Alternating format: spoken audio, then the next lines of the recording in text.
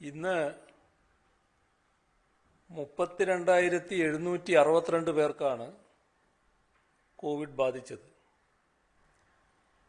1,40,40,545 പരിശോധനകൾ നടന്നു.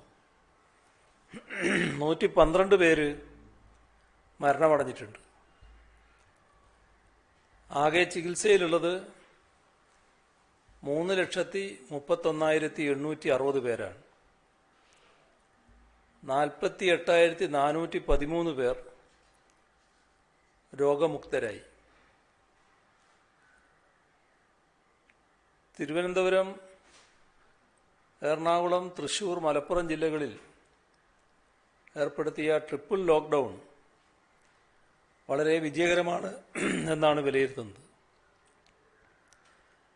വളരെ കുറച്ച് ജനങ്ങൾ മാത്രമേ ഈ ജില്ലകളിൽ വീടിന് പുറത്തിറങ്ങുന്നുള്ളൂ. അവശ്യ സർവീസുകൾക്ക് മാത്രമാണ് ഈ ജില്ലകളിൽ അനുമതി നൽകിയിരിക്കുന്നത്. പോലീസ് ഏർപ്പെടുത്തിയ നിയന്ത്രണങ്ങളോട് പൂർണ്ണ മനസ്സോടെ ജനങ്ങൾ സഹകരിക്കുന്നുണ്ട്. ലോക്ക്ഡൗൺ നിലവിലുള്ള മറ്റ് ജില്ലകളിലും ഇതുതന്നെയാണ് സ്ഥിതി. നിയന്ത്രണങ്ങൾ നടപ്പാക്കുന്നതിന് സംസ്ഥാനത്താകെ 40,000 പോലീസുകാരെയാണ് ഇപ്പോൾ നിയോഗിച്ചിട്ടുള്ളത്. കഴിഞ്ഞ ദിവസം അറിയിച്ചിരുന്നതുപോലെ പരിശീലനത്തിലുള്ള 3,000-ഓളം പോലീസുകാർ ഇപ്പോൾ വിവിധ പോലീസ് സ്റ്റേഷനുകളിൽ വളണ്ടിയർമാരായി ജോലി ചെയ്യുന്നുണ്ട്. ഹോം ക്വാറന്റൈനിൽ കഴിയുന്നവർ വീടിന് പുറത്ത് ഇറങ്ങില്ലെന്ന് ഉറപ്പാക്കുന്ന ചുമതല പോലീസ് നിർവഹിക്കുന്നുണ്ട്. ഇതിനായി സംസ്ഥാനത്തൊട്ടാകെ 3,000 പോലീസ് മൊബൈൽ പെട്രോൾ സംഘങ്ങളെയാണ് വിന്യസിച്ചിട്ടുള്ളത്. ഇതുവരെ 1,78,808 വീടുകൾ പോലീസ് സംഘം നേരിട്ട് സന്ദർശിച്ച് കോവിഡ് ബാധിതരും പ്രൈമറി കോണ്ടാക്റ്റ് ആയവരും വീടുകളിൽ തന്നെ കഴിയുന്നുണ്ടോ എന്ന് പരിശോധിച്ചിട്ടുണ്ട്. ക്വാറന്റൈൻ ലംഘിച്ച് പുറത്തിറങ്ങുന്നവരെ കണ്ടെത്താനായി മൊബൈൽ ആപ്പ് സംവിധാനവും ഉപയോഗിക്കുന്നു. കോവിഡ് വ്യാപനത്തിന്റെ രണ്ടാം ഘട്ടത്തിൽ ഹോം ക്വാറന്റൈൻ ലംഘിച്ചതിന് 597 കേസുകളാണ് രജിസ്റ്റർ ചെയ്തിട്ടുള്ളത്. ലോക്ക്ഡൌണും ട്രിപ്പിൾ ലോക്ക്ഡൌണും ഏർപ്പെടുത്തിയതോടെ കോവിഡ് രോഗവ്യാപനത്തിൽ കുറവുണ്ടായതായാണ് കണക്കുകൾ സൂചിപ്പിക്കുന്നത്. ഇപ്പോൾ ട്രിപ്പിൾ ലോക്ക്ഡൗൺ നടപ്പാക്കിയ 4 ജില്ലകളിൽ TPR റേറ്റ് കുറഞ്ഞു വരുന്നുണ്ട്. മൊത്തം രോഗികളുടെ എണ്ണത്തിൽ കുറവ് സംഭവിക്കുന്നുണ്ടെങ്കിൽ, പക്ഷെ പുതുതായി രോഗം ബാധിച്ചവരുടെ എണ്ണത്തിൽ കാര്യമായ കുറവുണ്ടെങ്കിൽ മാത്രമേ ലോക്ക്ഡൌണിൽ ഇളവ് എന്ന കാര്യം ആലോചിക്കാൻ കഴിയും. തിരുവനന്തപുരത്ത് കഴിഞ്ഞ 3 ദിവസമായി 26.03% TPR. എറണാകുളത്ത് 23.02, തൃശൂർ 26.04, മലപ്പുറത്ത് 33.03. ഇതാണ് 3 ദിവസത്തെ ശരാശരി ശതമാനം. സംസ്ഥാന ശരാശരി കഴിഞ്ഞ 3 ദിവസമായി 24.5 ഇന്ന് സംസ്ഥാന ശരാശരി 23.29 സ്ഥിരീകരിച്ച കേസുകളുടെയും ടെസ്റ്റ് പോസിറ്റിവിറ്റി നിരക്കിൻ്റെയും ആഴ്ച വെച്ചുള്ള കണക്കെടുത്താൽ രോഗവ്യാപനം ഗണ്യമായി കുറഞ്ഞു വരികയാണ്. ഏപ്രിൽ 14 മുതൽ 20 വരെയുള്ള ആഴ്ചയിൽ ആകെ റിപ്പോർട്ട് ചെയ്യപ്പെട്ടത് 92,248 കേസുകളായിരുന്നു. ആ ആഴ്ചയിലെ TPR 15.5%. TPRലെ വളർച്ചാ നിരക്ക് തൊട്ട് മുൻപത്തെ ആഴ്ചയേക്കാൾ 69.2%. കേസുകളുടെ എണ്ണത്തിൽ 134.7% വർധനയാണ് ഉണ്ടായത്. 28 മുതൽ മെയ് 4 വരെയുള്ള ആഴ്ചയിലെ കേസുകളുടെ എണ്ണം 2,41,615. TPR 25.79. TPRലെ വർധന 21.23%. കേസുകളുടെ എണ്ണത്തിലെ വർധന 28.71%. ഇക്കഴിഞ്ഞ ആഴ്ച സ്ഥിരീകരിച്ച കേസുകൾ 2,33,301. ആഴ്ചയിലെ TPR 26.44. മുൻ ആഴ്ചയിൽ നിന്ന് TPR വർധനയിൽ -3.15% കുറവ്. കേസുകളുടെ എണ്ണത്തിൽ 12.1% കുറവ് രേഖപ്പെടുത്തി. അതായത് കഴിഞ്ഞ ആഴ്ചയുമായി താരതമ്യം ചെയ്യുമ്പോൾ ആകെ റിപ്പോർട്ട് ചെയ്ത കേസുകളുടെ എണ്ണം 12.1% കുറഞ്ഞു. ഇന്ന് തിരുവനന്തപുരം ജില്ലയിൽ 3,600 കേസുകളാണ് സ്ഥിരീകരിച്ചത്. എറണാകുളം ജില്ലയിൽ 4,282, തൃശ്ശൂർ 2,888, മലപ്പുറം ജില്ലയിൽ 4,212. ഇതെല്ലാം കാണിക്കുന്നത് നിയന്ത്രണങ്ങൾ ഫലം കണ്ടു തുടങ്ങി എന്ന് തന്നെയാണ്. എന്നാൽ നിലവിലുള്ള നിയന്ത്രണങ്ങൾക്ക് അയവ് വരുത്താൻ സമയമായിട്ടില്ല. ഇപ്പോൾ പുലർത്തി വരുന്ന ജാഗ്രത ഇതുപോലെ തുടരുക തന്നെ വേണം. ബ്ലാക്ക് ഫംഗസ് രോഗബാധ മലപ്പുറം ജില്ലയിൽ റിപ്പോർട്ട് ചെയ്യപ്പെടുന്നതിനെ തുടർന്ന് ജനങ്ങൾക്കിടയിൽ ആശങ്കകൾ ഉയരുന്നുണ്ട്. മ്യൂക്കർ മൈസെറ്റിസ് എന്ന് വിളിക്കപ്പെടുന്ന പൂപ്പലുകളിൽ നിന്നാണ് മ്യൂക്കർ മൈക്കോസിസ് അഥവാ ബ്ലാക്ക് ഫംഗസ് എന്ന് വിളിക്കുന്ന ഈ രോഗബാധ ഉണ്ടാകുന്നത്. വീടുകൾക്ക് അകത്തും പുറത്തുമായി നമ്മുടെ ചുറ്റുപാടുകളിൽ പൊതുവെ കാണുന്ന ഒരു തരം പൂപ്പലാണിത്. ബ്ലാക്ക് ഫംഗസ് പുതുതായി കണ്ടെത്തിയ ഒരു രോഗമല്ല. നേരത്തെ തന്നെ ലോകത്തിൽ ഈ രോഗത്തിൻ്റെ 40% റിപ്പോർട്ട് ചെയ്യപ്പെട്ടിരുന്നത് ഇന്ത്യയിലായിരുന്നു.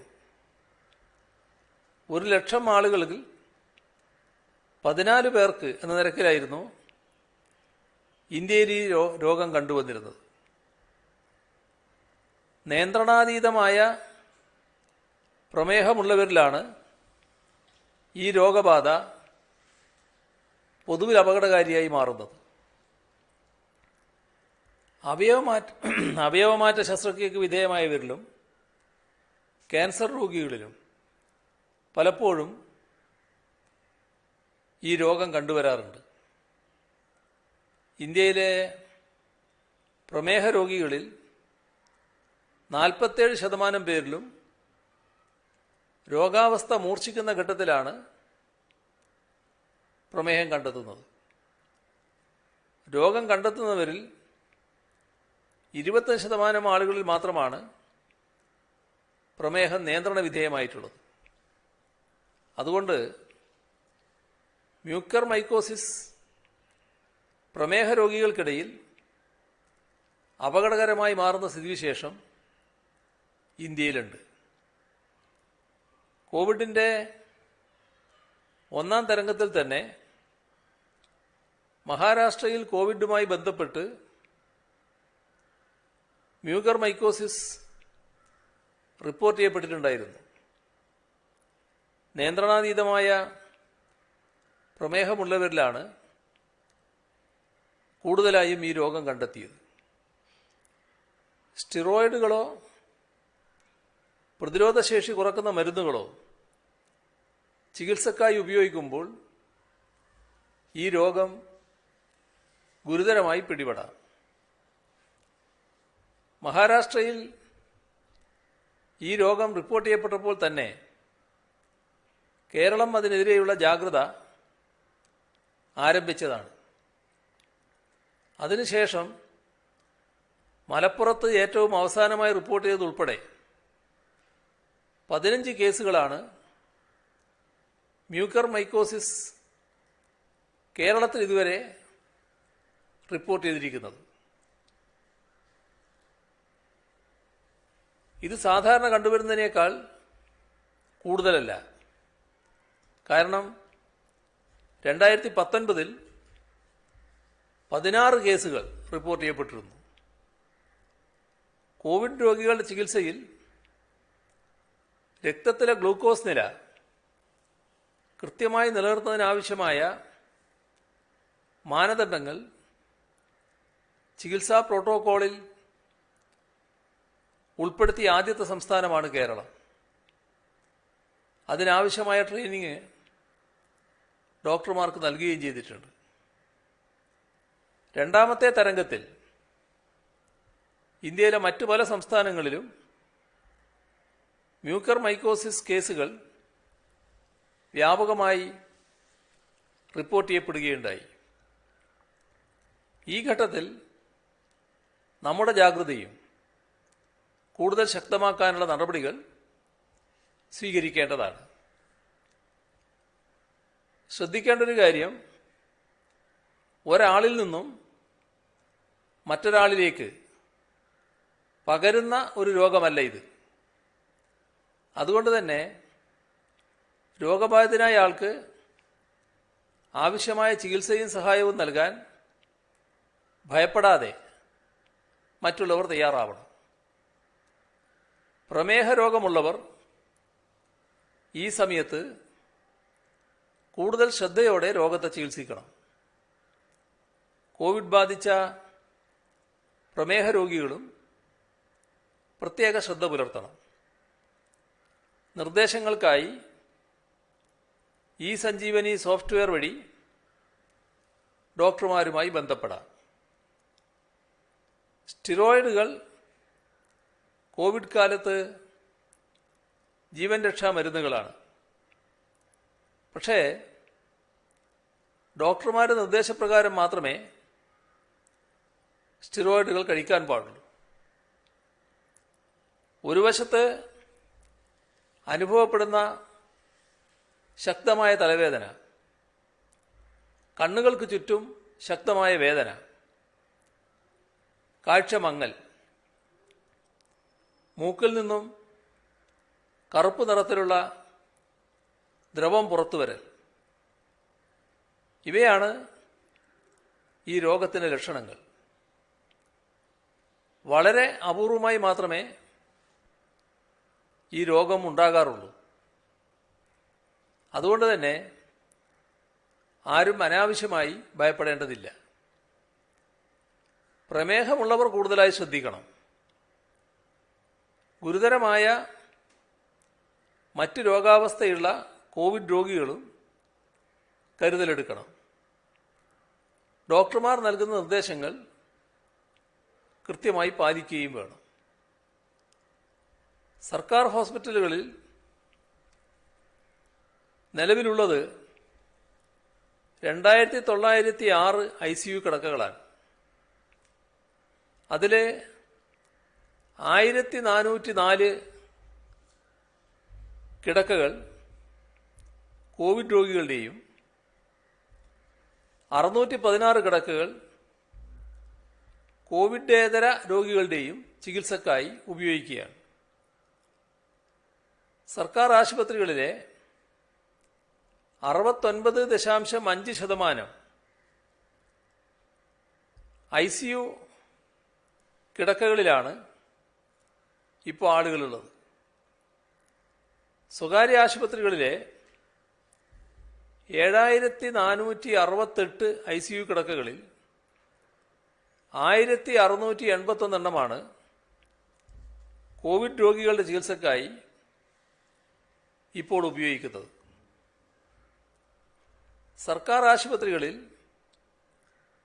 നിലവിലുള്ള ആകെ വെന്റിലേറ്ററുകളുടെ എണ്ണം 2293 അതിൽ 712 വെന്റിലേറ്ററുകൾ കോവിഡ് രോഗികളുടെ ചികിത്സക്കായും 139 എണ്ണം കോവിഡേതര രോഗികളുടെ ചികിത്സക്കായും ഉപയോഗത്തിലാണ്. സർക്കാർ ആശുപത്രികളിലെ മൊത്തം വെന്റിലേറ്ററുകളുടെ 37.1% ഇപ്പോൾ ഉപയോഗത്തിലുള്ളത്. സ്വകാര്യ ആശുപത്രികളിലെ 2432 വെന്റിലേറ്ററുകളിൽ 798 എണ്ണമാണ് നിലവിൽ കോവിഡ് ചികിത്സക്കായി ഉപയോഗിക്കുന്നത്. സംസ്ഥാനത്ത് ഒരു ദിവസം ഉപയോഗിക്കുന്നത് 135.04 മെട്രിക് ടൺ ഓക്സിജനാണ്.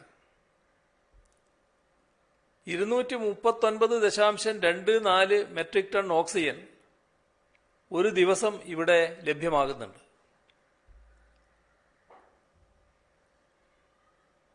സംസ്ഥാനത്ത് 145 ഒന്നാം തല കോവിഡ് ചികിത്സാ കേന്ദ്രങ്ങളിലായി 19,098 കിടക്കകളാണുള്ളത്. അതിൽ 7,544 കിടക്കകൾ കോവിഡ് രോഗികളുടെ ചികിത്സക്കായി ഉപയോഗിക്കുന്നു. 60.5% കിടക്കകൾ ഒന്നാം തല ചികിത്സാ കേന്ദ്രങ്ങളിൽ ഇനിയും ലഭ്യമാണ്. രണ്ടാം തല കോവിഡ് കേന്ദ്രങ്ങൾ 87 എണ്ണമാണ്. അത്രയും കേന്ദ്രങ്ങളിലായി ലഭ്യമായ 8,821 കിടക്കകളിൽ 4,370 കിടക്കകളിൽ കോവിഡ് രോഗികളെ പ്രവേശിപ്പിച്ചിരിക്കുന്നു. 50% കിടക്കകൾ രണ്ടാം തല കോവിഡ് കേന്ദ്രങ്ങളിൽ ഇനിയും അവശേഷിക്കുന്നു. 517 ഗൃഹവാസ പരിചരണ കേന്ദ്രങ്ങളാണ് സംസ്ഥാനത്തുള്ളത്. 22,750 കിടക്കകളാണ് ലഭ്യമായിട്ടുള്ളത്. അതിലേകദേശം 30% കിടക്കകളിൽ രോഗികളെ പ്രവേശിപ്പിച്ചിരിക്കുന്നു. നിലവിൽ കാരുണ്യ ആരോഗ്യ സുരക്ഷാ പദ്ധതിയുടെ ഭാഗമായിട്ടുള്ളത് 232 സ്വകാര്യ ആശുപത്രികളാണ്. അത്രയും ആശുപത്രികളിലായി 18,540 കിടക്കകൾ, 1,804 ICU കിടക്കകൾ, 954 വെന്റിലേറ്ററുകൾ, 5,075 ഓക്സിജൻ കിടക്കകൾ എന്നിവ കോവിഡ് ചികിത്സക്കായി മാറ്റിവെച്ചിരിക്കുകയാണ്. മറ്റൊരു പ്രത്യേകത കേരളത്തിലുള്ളത് വാക്സിനുമായി ബന്ധപ്പെട്ടതാണ്. വാക്സിൻ, കേന്ദ്രം നൽകിയ വാക്സിൻ തീർന്നിരിക്കുകയാണ്. നാളെ രാവിലെ പ്രധാനമന്ത്രി, ചീഫ് സെക്രട്ടറി അടക്കമുള്ള ചിലരുടെ യോഗം വിളിച്ചിട്ടുണ്ട്. ആ യോഗത്തിൽ കേരളത്തിന്റെ ഈ പ്രശ്നം അറിയിക്കുന്നതാണ്. നമ്മുടെ സംസ്ഥാനത്ത് പുതിയ വൈറസ് വകഭേദങ്ങൾ കണ്ടെത്തിയിട്ടുണ്ട്. അതിൽ 3 വളരെ കൂടുതലായി വ്യാപിച്ചിട്ടുണ്ട്. അത് കരുതിയിരിക്കണമെന്ന് നിർദ്ദേശം നൽകിയിട്ടുണ്ട്.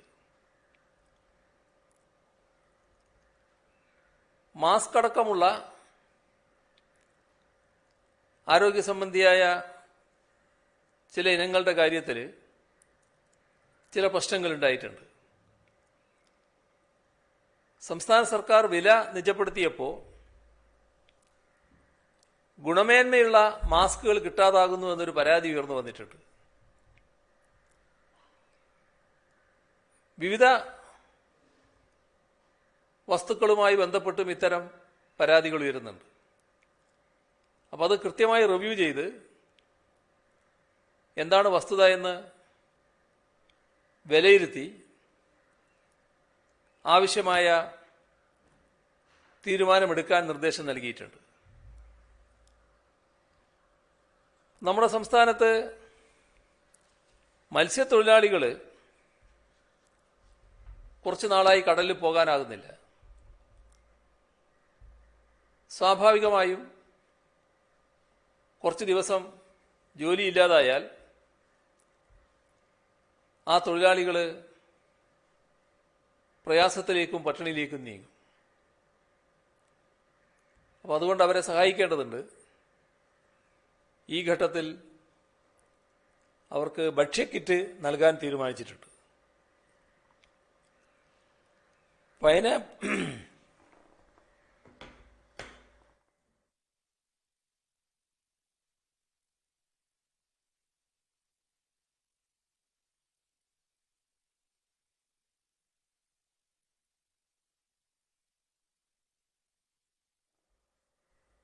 പൈനാപ്പിൾ ശേഖരിക്കുന്നത് ആ കൂട്ടത്തിൽ അതിഥി തൊഴിലാളികളുമുണ്ട് എന്നാണ് പറയുന്നത്. പൈനാപ്പിൾ തോട്ടത്തിൽ പണിയെടുക്കുന്ന കൂട്ടത്തിൽ. അപ്പോൾ നിർമ്മാണ തൊഴിലാളികളെ പോലെ പൈനാപ്പിൾ തോട്ടത്തിൽ പോകാൻ അനുമതി വേണമെന്നൊരാവശ്യം ഉയർന്നിട്ടുണ്ട്. അതിനാവശ്യമായ നിയന്ത്രണങ്ങൾ ഏർപ്പെടുത്തിക്കൊണ്ട് ജില്ലാ ഭരണ സംവിധാനങ്ങൾക്ക് ഉചിതമായ തീരുമാനമെടുക്കാൻ അനുമതി നൽകിയിട്ടുണ്ട്.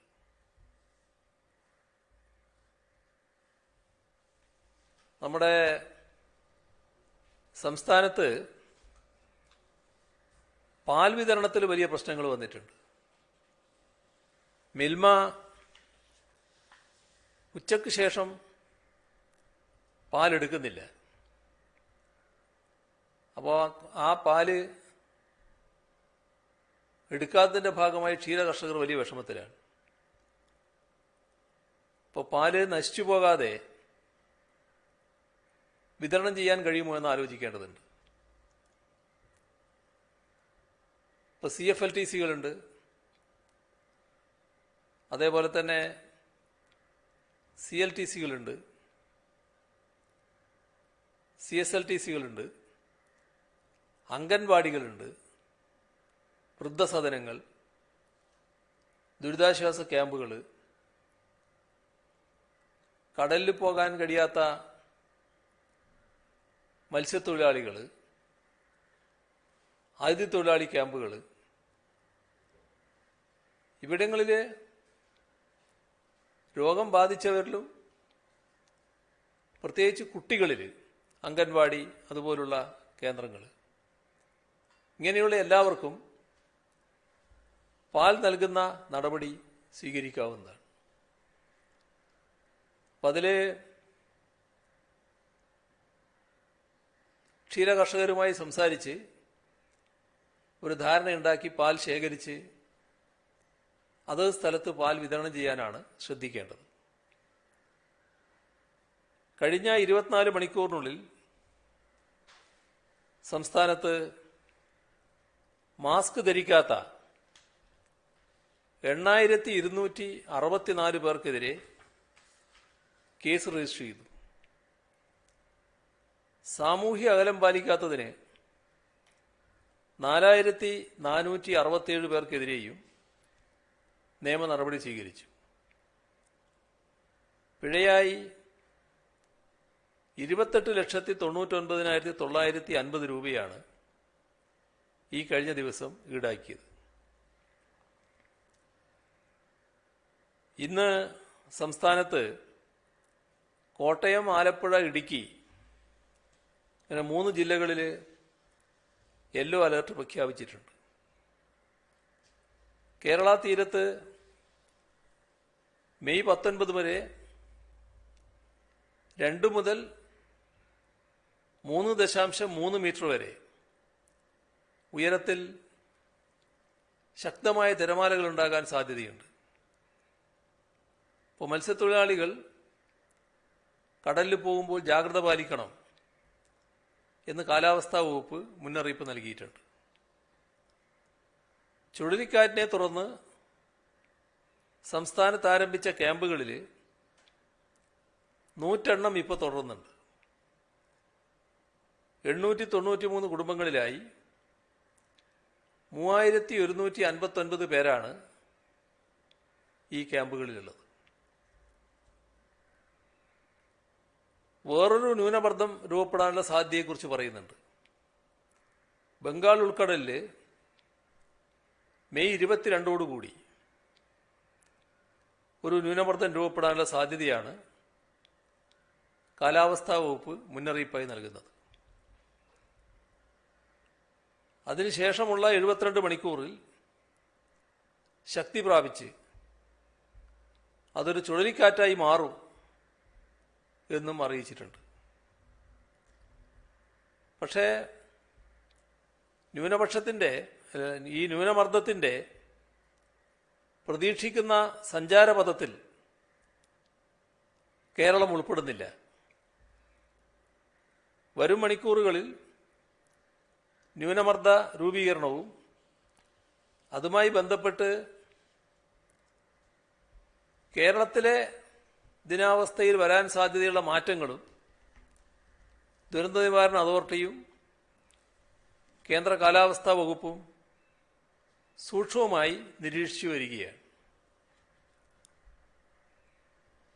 ദുരിതാശ്വാസ നിധിയിലേക്കുള്ള സംഭാവന വലിയ തോതിൽ തന്നെ പ്രവഹിക്കുകയാണ്. ഇന്ന് സഖാവ് നായനാർ നമ്മെ വിട്ടുപിരിഞ്ഞിട്ട് 17 വർഷം തികയുകയാണ്. സഖാവിൻ്റെ ഓർമ്മ ദിനത്തിൽ സഖാവിൻ്റെ പ്രിയ പത്നി ശാരദ ടീച്ചർ വാക്സിൻ ചാലഞ്ചിലേക്ക് 25,000 രൂപ നൽകി. തിരുവല്ല സ്വദേശിയും സൗദിയിലെ പ്രവാസിയുമായ ബോബൻ തോമസ് തൻ്റെ 14,000-ലധികം ചതുരശ്ര അടി വിസ്തീർണമുള്ള കെട്ടിടവും 4 മുറി വീടും 1/2 ഏക്കർ സ്ഥലവും CFLTCക്കായി 11 മാസത്തേക്ക് വിട്ടു നൽകുമെന്ന് അറിയിച്ചിട്ടുണ്ട്.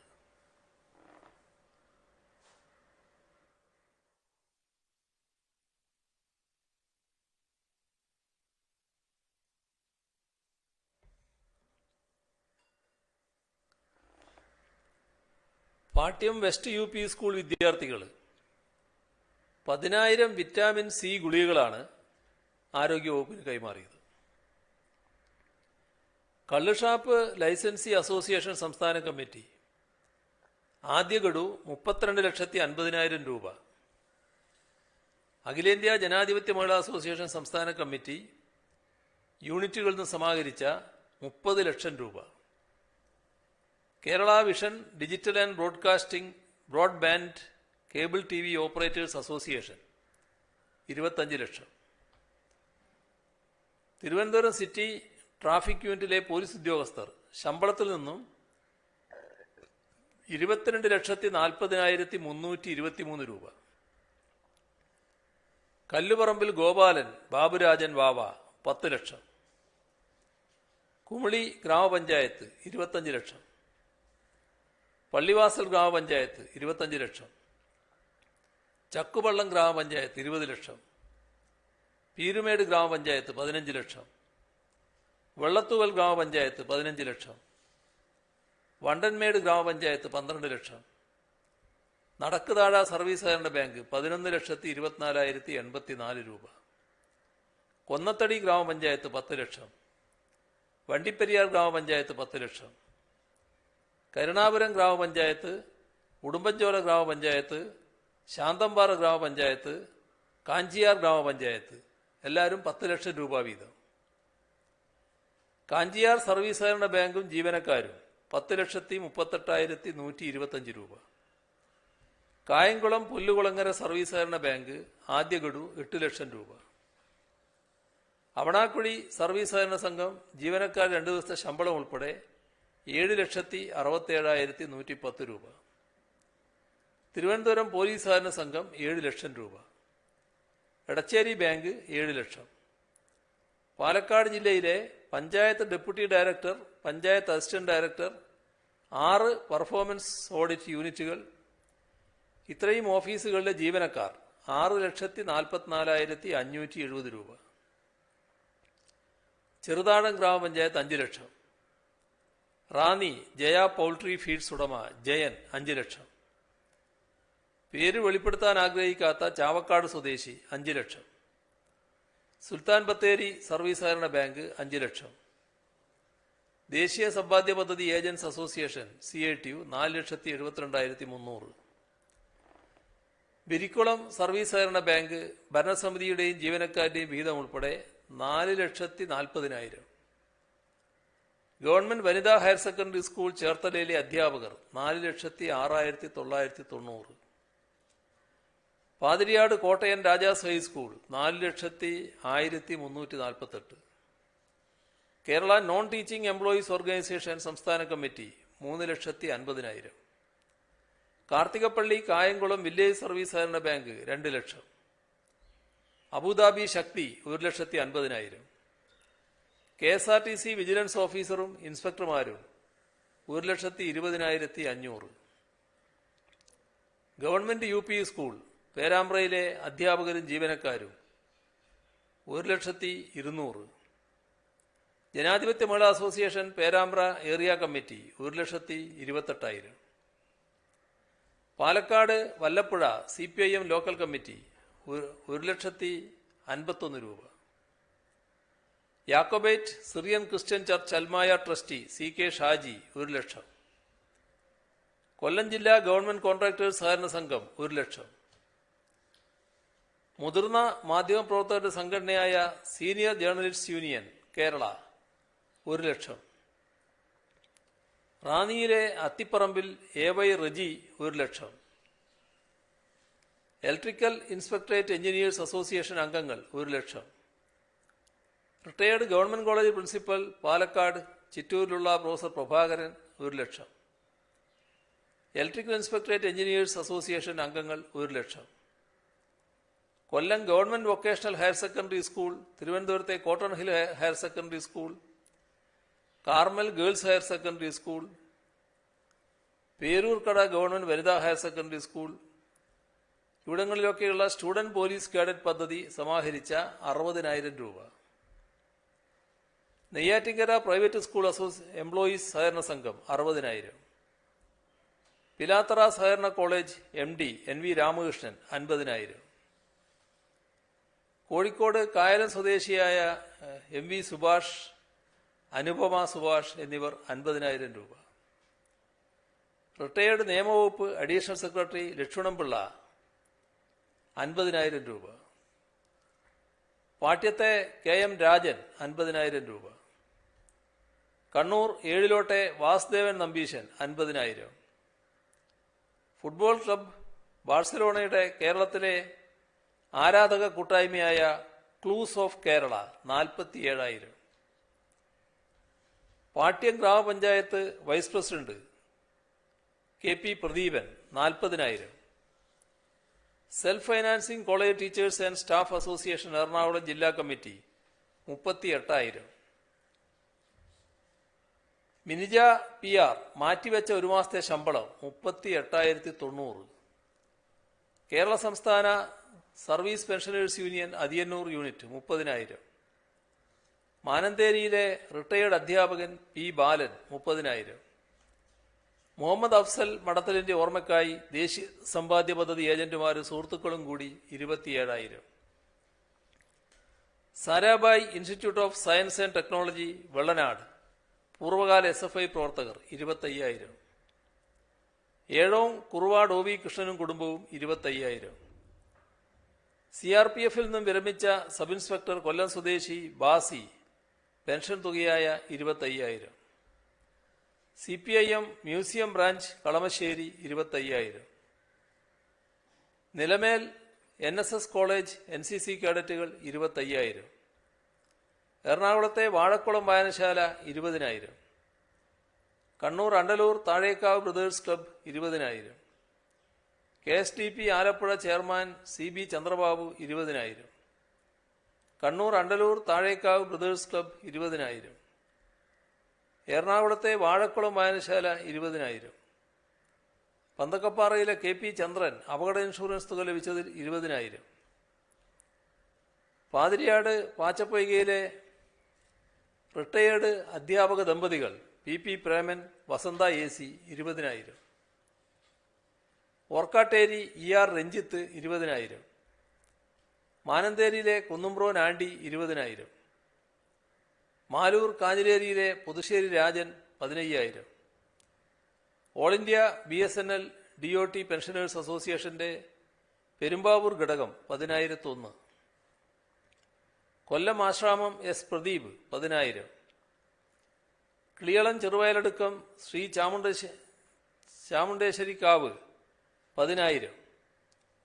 KSKTU Vellayani local committee 10,000. മാനന്തേരിയിലെ tax practitioner C Kumaran 10,000.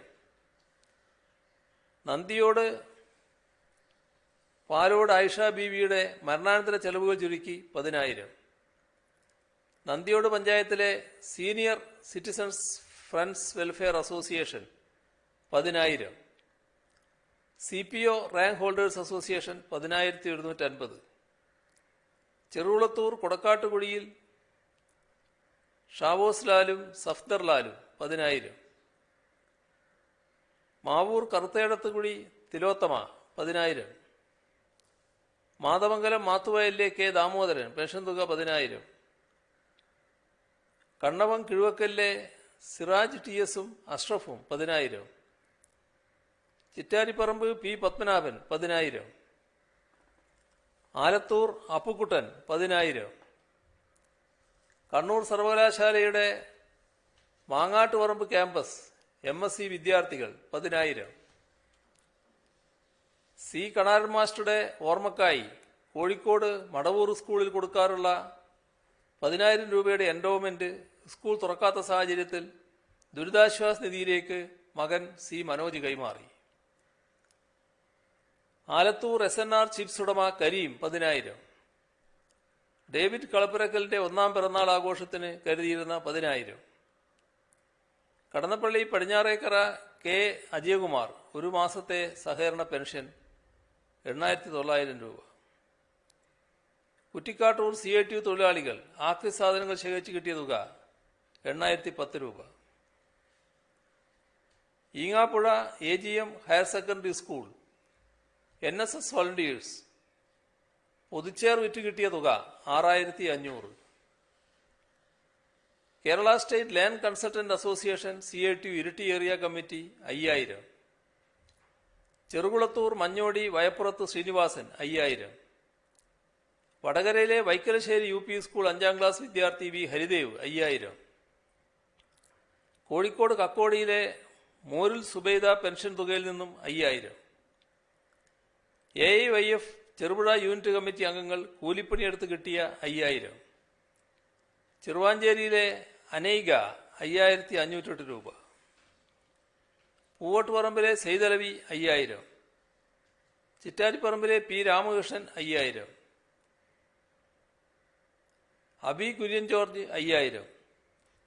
Nediyanga കംപ്ലാരി പട്ടികവർഗ കോളനിയിലെ അശ്വന്ത് അനാമിക 3000. കുന്ദമംഗലത്തെ വിദ്യാർത്ഥികളായ Adith Raj, Abhijith Mohan, Abhija Mohan 3000. Kodalnadakkavu U P school 6ാം ക്ലാസ് വിദ്യാർത്ഥിനി വാഗ്ദ അയ്യങ്കാളി സ്കോളർഷിപ്പ് തുക 2500 രൂപ. തിരുവനന്തപുരം ക്രൈസ്റ്റ് നഗർ സ്കൂളിലെ 5ാം ക്ലാസ്സുകാരൻ മണികണ്ഠേശ്വരത്തെ നിരൂപം സരിത്ത് 2000 രൂപ. ചെറുവാഞ്ചേരി ചീരാറ്റയിലെ റഹ്മത്ത് വീട്ടിൽ ഷംസുദ്ദീൻ 2000 രൂപ. കോവിഡ് ബാധിച്ച് നിര്യാതനായ കോതമംഗലം പിണ്ടിമന ഇലവും ചാരി വീട്ടിൽ നിസാറിന്റെ 9 വയസ്സുകാരി മകൾ അൻഹ മെഹറിൻ തനിക്ക് പെരുന്നാളിന് ലഭിച്ച 2500 രൂപ. കുന്ദമംഗലം വെള്ളൂരിലെ വിദ്യാർത്ഥികളായ ആവണി ആദിദേവ് 2000. എരുമയൂർ പുള്ളോട്ട് അഭിനകൃഷ്ണ 3055 രൂപ. കോഴിക്കോട് കൂമ്പാറ ട്രൈബൽ സ്കൂളിലെ 1ാം ക്ലാസ് വിദ്യാർത്ഥി ഫാദി ഫർഹാൻ 2497 രൂപ. കൃഷ്ണശ്രീ എം തളിർ സ്കോളർഷിപ്പിലൂടെ ലഭിച്ച 2000 രൂപ.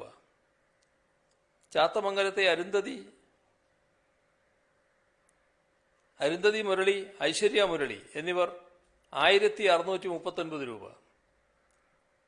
കുന്നമംഗലം കെ കൃഷ്ണൻകുട്ടി 1 മാസത്തെ പെൻഷൻ തുക 1600 രൂപ. കുന്ദമംഗലം വരിട്ടിയാക്കിൽ സജേഷ് വിജയൻ 1534 രൂപ. പാച്ചപ്പൊയ്കയിലെ റിൻഡ ബാലകൃഷ്ണ 1250 രൂപ. കണ്ണവം കിഴുവക്കലിലെ കുട്ടികളായ നിജ ഫാത്തിമയും മിൻഹാജ് ടി എസും സക്കാത്ത് ലഭിച്ച 1000 രൂപ വീതം. ഇത്രയുമാണ് ഇന്ന് കൈമാറാനുള്ള വിവരങ്ങൾ.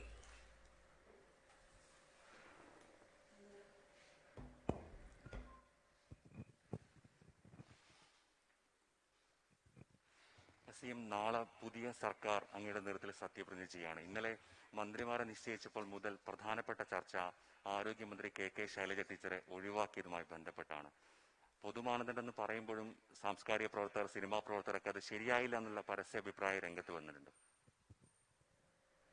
അത് അവരുടെ പൊതുവായിട്ടുള്ള സർക്കാരിൻ്റെ പ്രവർത്തനങ്ങളോടുള്ള മതിപ്പ് രേഖപ്പെടുത്തിക്കൊണ്ട് പ്രകടിപ്പിച്ച അഭിപ്രായങ്ങളാണ്. ആ അഭിപ്രായങ്ങളെല്ലാം ഞങ്ങൾ മാനിക്കുകയാണ്.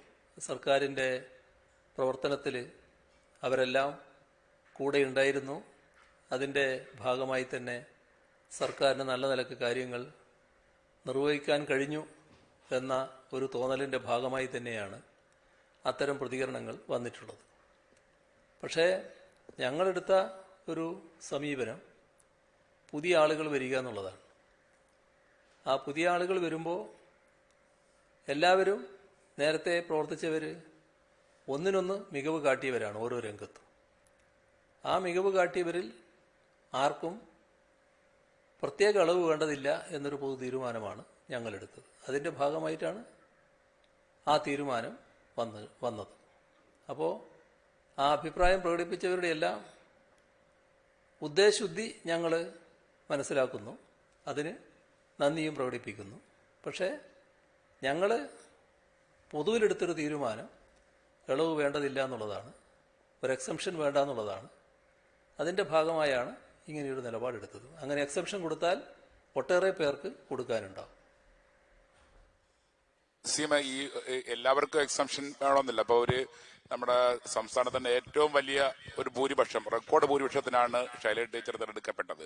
പിന്നീട് കഴിഞ്ഞ സർക്കാരിന്, താങ്കളുടെ തന്നെ കഴിഞ്ഞ സർക്കാരിന്റെ കാലത്ത് ഒരുപക്ഷെ ഈ ഗവൺമെന്റിന് ഏറ്റവും കൂടുതൽ പ്രശസ്തി, ആഗോള പ്രശസ്തി അടക്കം നേടിത്തന്ന ഒരു വകുപ്പ് കൈകാര്യം ചെയ്ത മന്ത്രി കൂടിയാണ്. അപ്പോൾ ഒരു ഇളവിന് അവർ അർഹയായിരുന്നില്ലേ? ഇളവിന് പലരും അർഹരാണ്, അതാണ് ഞാൻ പറഞ്ഞത്. അങ്ങനെ നോക്കിയാൽ മികച്ച പ്രവർത്തനം നടത്തിയ ഒരുപാട് ആളുകളുണ്ട്.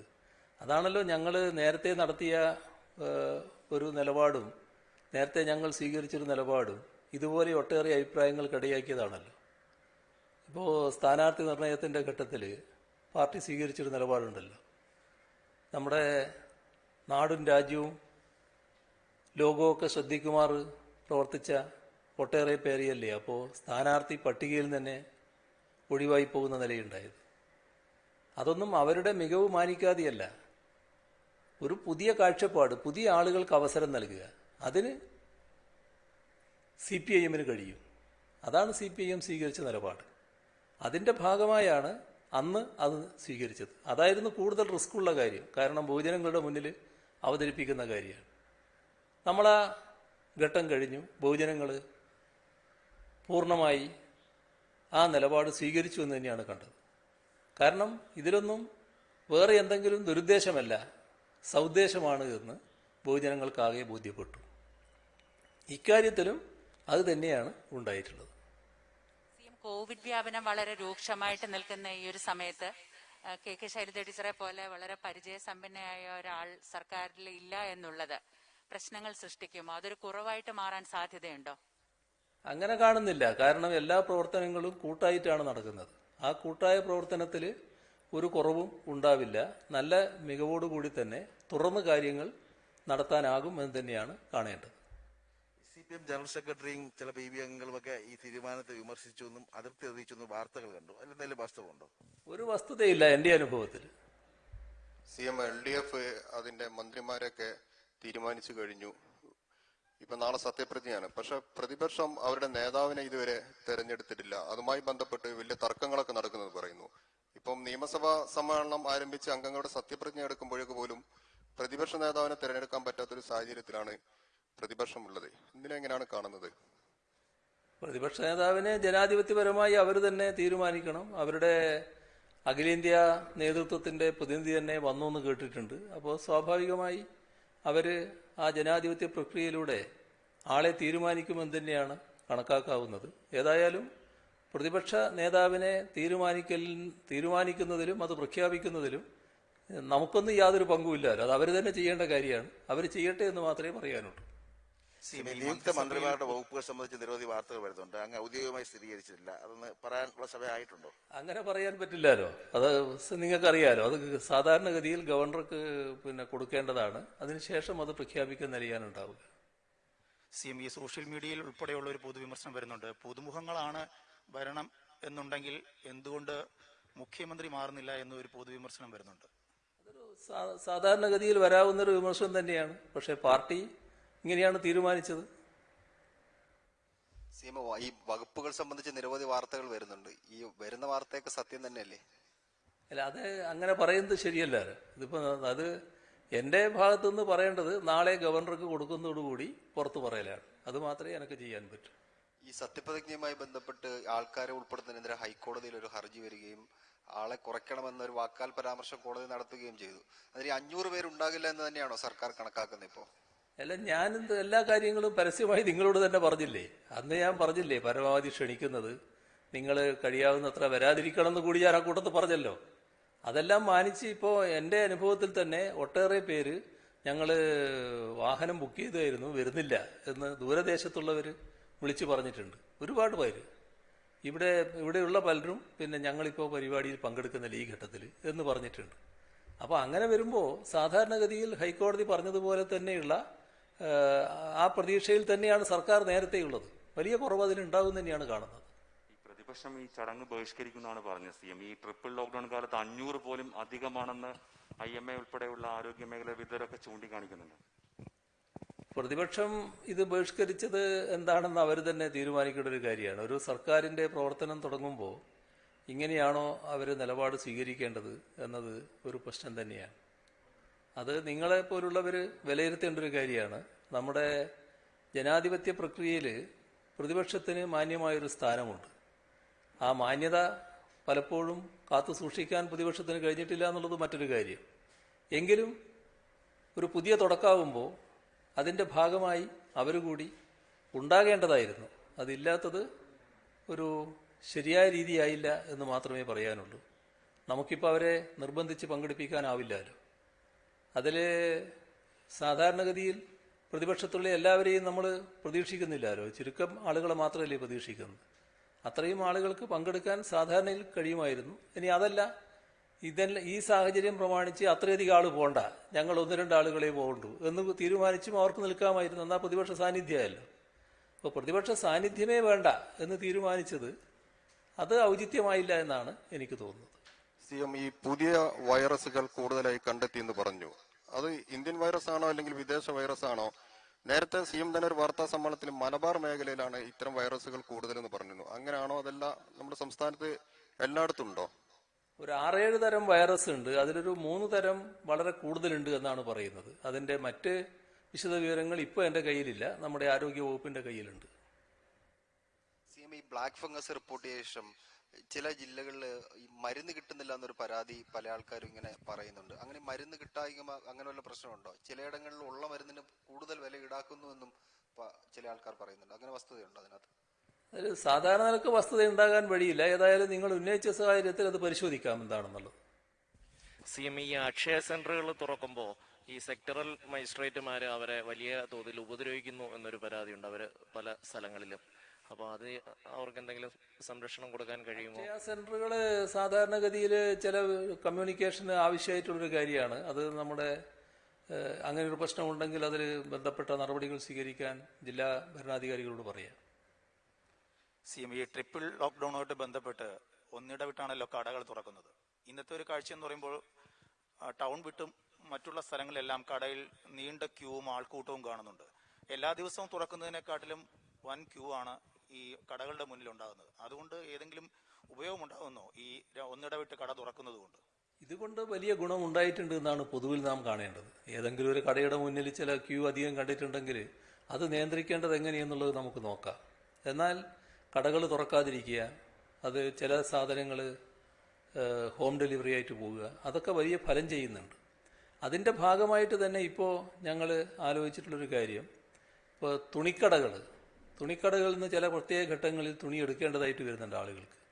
അപ്പോൾ അവർക്കത് എടുക്കാൻ കഴിയാത്തതൊരു പ്രയാസമാകുന്നുണ്ട് ചില വിശേഷ സന്ദർഭങ്ങൾ അവരെ സംബന്ധിച്ച് വരുമ്പോൾ. അപ്പോൾ അതിന് ഹോം ഡെലിവറി സമ്പ്രദായം ഏർപ്പെടുത്താം, ഓൺലൈനിൽ കൊടുക്കുന്ന സമ്പ്രദായമാക്കാം, വീഡിയോയിലൂടെ തുണിത്തരങ്ങൾ കണ്ടുകൊണ്ട് സെലക്ട് ചെയ്യാൻ പറ്റും. അങ്ങനെയുള്ളൊരു സമ്പ്രദായം വേണമെന്ന് പല തുണി ഉടമകളും തുണിക്കടകളുടെ ഉടമകളും ആവശ്യപ്പെടുന്ന സ്ഥിതിയുണ്ടായി. അത് മറ്റ് ഹോം ഡെലിവറി പോലെ തന്നെ അതും അംഗീകരിക്കാമെന്ന് ഞങ്ങൾ കണ്ടിട്ടുണ്ട്.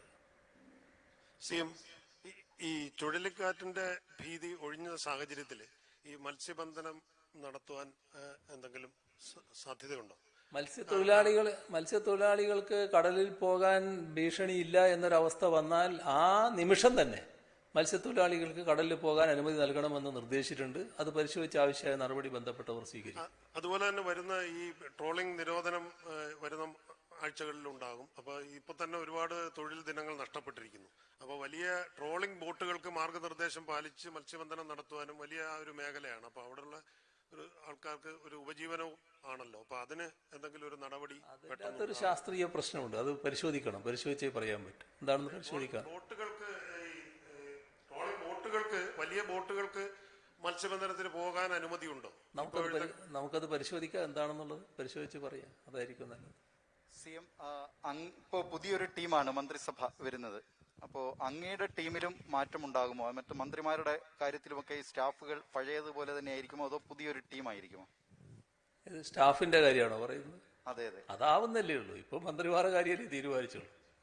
ഇതുപോലെ തന്നെ ആയിരിക്കുമോ CM? അല്ലല്ല. CM ഈ എല്ലാവരും പുതിയത് എന്നുള്ള ആശയം താങ്കളാണോ പാർട്ടിക്ക് മുമ്പിൽ വെച്ചത്, അത് കൂട്ടായ ഒരു തീരുമാനത്തിന്റെ അടിസ്ഥാനത്തിലാണോ? എന്താണ് അങ്ങനെ ഒരു എല്ലാവരും മാറണമെന്നുള്ള ആശയം വരാനുള്ള കാര്യം എന്താ? നിങ്ങളിൽ പലരും എല്ലാം എനിക്ക് ചാർത്തിത്തരുന്നൊരു നിലയാണല്ലോ സ്വീകരിക്കാറുള്ളത്. അതിന്റെ ഭാഗമായൊരു ചോദ്യമാണെങ്കിലും ഞങ്ങളെ പാർട്ടിയിൽ ഏതെങ്കിലും ഒരാളല്ല ഇത്തരം കാര്യങ്ങൾക്കൊക്കെ തുടക്കമിടാറ്. ഞങ്ങൾ കൂട്ടായി ആലോചിച്ചെടുക്കുന്ന തീരുമാനമാണ്. ആ കൂട്ടായ ആലോചനയുടെ ഭാഗമായി തന്നെ വന്ന തീരുമാനമാണ്. അത് എന്താണ് അത്ര ഒരു തീരുമാനത്തിലേക്ക് പോകാനുള്ളൊരു പ്രചോദനം? അല്ല, പൊതുവിലത് അംഗീകരിക്കപ്പെടുന്നൊരവസ്ഥയാണ്. പൊതുവെ അത് സ്വാഗതം ചെയ്യപ്പെടുന്നുണ്ട്. അല്ല, പുതിയ ആളുകൾക്ക് അവസരം ലഭിക്കുക എന്നത് ഏറ്റവും പ്രധാനമാണ്. അത് തന്നെയാണ് കാണുന്നത്. അത് മറ്റൊരു കണ്ണിലൂടെ കാണുന്നില്ലെങ്കിൽ അത് സ്വാഗതം ചെയ്യുന്ന കാര്യമാണ്. വലിയ തോതിൽ സ്വാഗതം ലഭിക്കുന്നുണ്ട്, അതാണ് വസ്തുത. ബാക്കി നമുക്ക് പിന്നീടാകാം.